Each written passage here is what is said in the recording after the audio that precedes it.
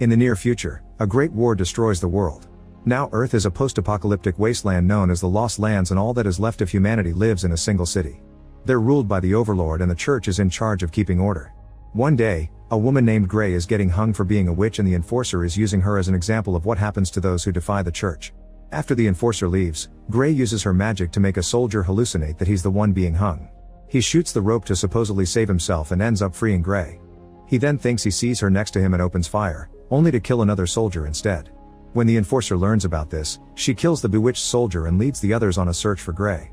While the group looks around the room, Grey hides in the shadows to kill soldiers one by one until only the Enforcer is left.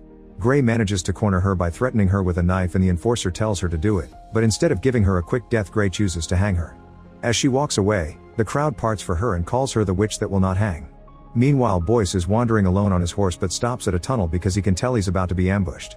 When he says this aloud, a group of men come out of hiding and one of them tries to steal Boyce's gun. However, there's a two-headed snake attached to it that immediately kills him. Then Boyce closes his hands to make guns appear and quickly kills the entire gang before they can lay a finger on him. Before leaving, he makes sure to pick up his snake. Back to Grey, she finds shelter in a tower and leaves some money for a blind woman, who recognizes her because of her kindness. Later they're visited by the Queen and Jarais, the captain of the Overwatch. The Queen wants to buy the power to shapeshift into a wolf and pays with some fancy jewelry. Grey never refuses anybody and takes the job, explaining she'll hire a hunter to kill a shapeshifter and take their power. Her deadline will be the next full moon, which is happening in 6 days. While Grey gets her blades ready to leave, Jarais tries to buy a wish too. He wants Grey to fail the Queen. He swears he's loyal to her, but he thinks getting this power will destroy her. Grey doesn't believe him and thinks he's just jealous, but since she refuses nobody, she takes his timepiece as payment. Afterward, Grey uses a spell to look at the Lost Lands and find what she needs. She watches how a group of men tries to fight a huge wolf, but they're all killed in seconds. In the meantime, the Overlord is in bed and asks the Queen for help because he's wetted himself again. The Queen calls the maids while insulting her husband, clearly tired of having to deal with him. Moments later, she's kissing Boyce as it's revealed they're having an affair. When Boyce tries to sneak out of the castle, he's stopped by the guards, so he spits the alcohol he's drinking at a torch to light a guard on fire. Then he kicks the other one to throw him down the stairs. Later at a bar, Grey approaches Boyce and tries to hire his hunter services since he's known for his knowledge of the Lost Lands. Boyce only wants to gamble, so Grey plays against him and easily wins in the first round. He's still hesitant to accept her mission because most people can't survive the Lost Lands, so Grey tells him that if she ever slows him down, he has her permission to leave her behind. Then Boyce tells her about a great wolf who lives in a place called Skull River. Grey realizes that the name matches her vision and promises to pay Boyce with the timepiece if he takes her there. At that moment, a bunch of soldiers enter the bar and one of them opens fire from above, but Boye throws the snake at him to quickly kill him. The body falls and the snake jumps on another soldier's arm, so his partner chops the limb off and the snake gets away. The Enforcer then joins the fight and uses her knife to quickly kill the snake. When she turns around, Grey and Boyce are already gone. At the church, the Patriarch reminds everyone that witches and heretics must be brought to justice. The crowd pretends to be praying while secretly passing around a note about a rebel movement. After Mass, it's revealed that the Patriarch knows about the note and he notices Grey has become the symbol of the rebellion. The Enforcer brings the blind woman and steps on her hand until she explains that Jarais and the Queen visited Grey. The Patriarch orders the Enforcer to find Grey and make her confess she's been manipulating their leaders before hanging her. In the Lost Lands, Grey and Boyce are camping for the night. Boyce tries to catch a new snake but can't find one that pleases him. While Grey is trying to sleep, Boyce approaches her with his blade, so she stops him with her knife. However, he's there to kill the scorpion that was about to sting her. The next day, the duo makes it to a trading post handled by siblings Mara and Ross, who are old friends of Boyce's. Mara kisses Boyce before the duo is invited inside. Boyce explains they'll find the shapeshifter in a week and Grey explains she needs it in a few days, so Boyce decides they'll take a very dangerous shortcut. That night, Boyce and Mara get naughty and lament that they only see each other once a year. When the duo leaves in the morning, Boyce warns Mara that the siblings are the only friendly faces in the Lost Lands, and Grey notices a beast skeleton in a cage. Meanwhile, the Enforcer and all her soldiers have started searching the Lost Lands by train. The Queen goes to see the Patriarch since he authorized the use of the train without consulting her, not to mention he sent all the soldiers away and left the city vulnerable. The Patriarch says he's heard rumors of her betrayal, but the Queen assures him it's all lies. Later, the Patriarch calls the Enforcer on the train and tells her he's confirmed the Queen is lying, so they need to catch the witch quickly. If they arrest the Queen for betrayal and the sick Overlord dies soon, the Patriarch can take control of the city. Sometime later, the soldiers find Ross and Mara and torture them until Mara confesses that Grey and Boyce are going to Skull River. Before leaving, they kill the siblings and burn down their trading post. The next day, Grey and Boyce reach the Rift, a city in ruins full of chasms. They enter an old building with a cable car and Boyce looks for the driver, who will give anybody a ride for money. The man doesn't answer when Boyce calls his name, so the duo starts searching the building. Sadly, they discover that the driver has been hung, which means the soldiers got here first. When the duo tries to leave, the enforcer and her men surround them. They're willing to let Boyce go if he gives them Gray and show Mara's body as proof they're serious. At that moment, Mara wakes up and says Boyce's name, so the enforcer shoots her to kill her for good. Boyce gets furious and opens fire while Gray slides ahead to strike a soldier down and steal his guns. She also opens fire, and by working together, she and Boyce quickly kill all the men surrounding them.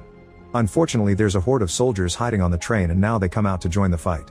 Boyce and Gray continue to fight and kill as many men as possible, but the soldiers just keep coming and their numbers are unmanageable, not to mention Gray runs out of bullets. The duo tries to run away, however the train has a cannon that shoots at them. Luckily, they move fast enough to only fall without getting hurt, then they rush toward the cable car and Boyce releases it by shooting the reel. The soldiers are still trying to come for them, so Gray and Boyce start fighting them hand to hand to keep them away from the car. Since it's now moving over a huge chasm, the soldiers fall to their deaths from great heights. Some men appear on the car roof and Gray immediately climbs up to fight them with her blades. She moves fast to defeat most of them and makes a big jump on the edge of the car to force the last guy to follow her. Now she can just chop his hand off to make him fall. Inside the car, Boyce also fights hand to hand with a few remaining soldiers. Seeing her men being defeated, the enforcer makes a soldier cut the cables.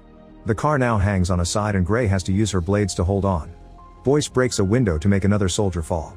Then the enforcer shoots the other cable and the car goes down, sliding through a building before crashing against the side of a chasm. Gray and Boyce begin climbing the rocky wall and manage to leave the car right before it falls. The enforcer opens fire and hits Boyce's shoulder while he's still climbing, but Gray has already reached the top and uses her powers to keep the enforcer distracted, which allows the duo to disappear. That night, Boyce removes the bullet from the wound and Gray stitches it up. Boyce thinks about his lost friends and swears to get revenge on the enforcer. Before they fall asleep, they watch the colors and lightning in the sky. The next day, the queen learns that she's pregnant. She knows the father is Boyce but pretends it's the overlord. Now that she has an heir to secure the throne, she puts a pillow on the overlord's face and suffocates him to death. Meanwhile, Gray and Boyce reach Shadow's Bane, an area that fills with demons at night. However, they can hear the enforcer's train coming for them, so they have no choice but to stay here. They hide inside a cooling tower and destroy a bunch of cans to spill gas on the ground. When night falls, the lights in the tower are turned on and a demon tries to attack them. Boyce throws a lighter on the gas to create a ring of fire that surrounds him and Gray. Soon more demons enter the tower and the duo has to open fire, but their bullets don't do much. The demons bring a metal plank and put it on top of the fire to create a bridge, so Boyce blocks them by kicking a gas can and shooting it. A demon jumps as the can explodes and tackles Boyce to attack him, but Gray pulls him back by stabbing it with her blades. When the demon twists his body to try to catch her, Gray has to jump and fight it hand to hand. Boyce tackles the creature and impales it on a metal rod while Gray throws a blade at another gas tank. This time the explosion is bigger and gets the attention of the demon leader, who is watching from the top of the tower with its minions. They jump down and tackle both humans while the leader calls Gray by name, saying she shouldn't have come back to this place. Gray uses magic to make him move back and shoots fire from her hand, controlling the whole flame circle to make it grow into a huge fire tornado that burns all the demons down, including the leader. Afterward, Boyce points out he couldn't feel the flames, so Gray explains it wasn't real. She used an illusion to make the demons think they were on fire and they died of a placebo effect. She reveals there's a big treasure full of power hidden there and many years ago a man hired her to steal it. However, this place is so corrupted that it transformed the man and his minions into the demons they encountered. The next day the patriarch announces that the overlord is dead but the queen is pregnant, so the baby shall be the new overlord. The citizens don't react, so Jirai shoots a bullet in the air to make the crowd chant in favor of the queen and her child. Afterward, the patriarch bends the knee to the queen, promising to advise her well. However, in private he insults her and calls the enforcer to tell her to hurry. The queen is also making plans and kisses Jirai to manipulate him, hoping to use his army for her personal goals. Boyce and Gray arrive at the fire fields and Boyce announces they'll reach their destination the next day. Fighting the shapeshifter will be dangerous, so Gray thinks Boyce should take his payment and leave. He refuses and asks her to come back with him, but she can't because a curse forces her to take on every mission. The following day, Boyce and Gray are crossing a tunnel when they hear the train approaching. Since they can't outrun it, they make a plan. Gray stands on the rails and waits for the train to be close enough before she starts running. The enforcer immediately makes the train chase after her, not realizing it's a trap. Gray guides it to a broken rail and jumps at the last second so Boyce can catch her. The train can't stop and falls into the abyss, causing an explosion that kills the enforcer and all her men. When the patriarch learns about this, he tries to assemble his guard to take the throne by force. However, Jirai and his army suddenly surround him to kill and his remaining soldiers, leaving the queen as the only leader in the city. Afterward, Jirai and the queen celebrate by getting naughty. The next day, Gray and Boyce arrive at the Skull River, an area covered in the bones of the wolf's victims. They search an old building and find signs someone is living there, but not a person in sight. Boyce tells Gray they should go back, but Gray wants to finish her mission. When night falls, Gray covers her fingers with silver claws and heads outside. Boyce again tries to stop her, but it's too late. The full moon is out and causing him to transform.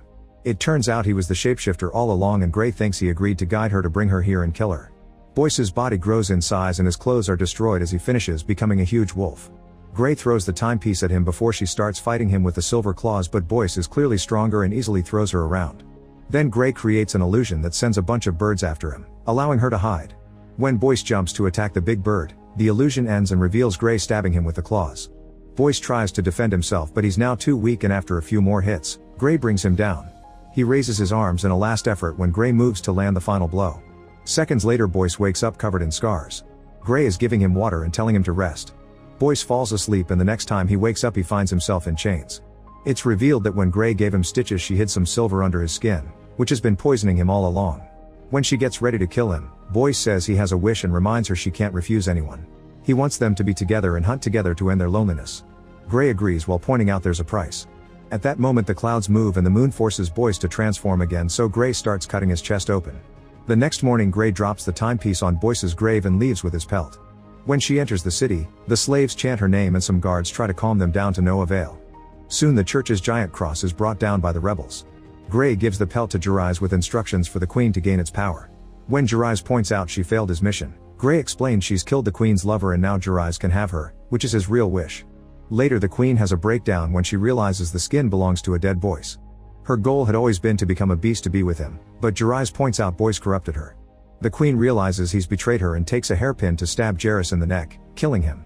The rebels use this chance to burst into the castle and kill all the guards, whose bullets can't do anything against such a huge amount of people. When the sun rises, it burns the pelt until there's nothing but ashes. At the same time Boyce's grave starts shaking. Sometime later a revived Boyce finds Gray with the intention to kill her, however Gray confesses she's always known he was the queen's lover. She planned everything so the rebels could finally defeat their oppressors and Boyce would survive in the end. Boyce tries to shoot anyway, but his gun fails, so he attacks with a knife instead. Gray dodges it and they end up stuck with their blades on each other's necks. When Gray reminds him this is what he wished for, Boyce agrees and now the duo leaves together to travel through the Lost Lands. Make sure to subscribe and turn on notifications so you can watch more videos like this. Thanks for watching.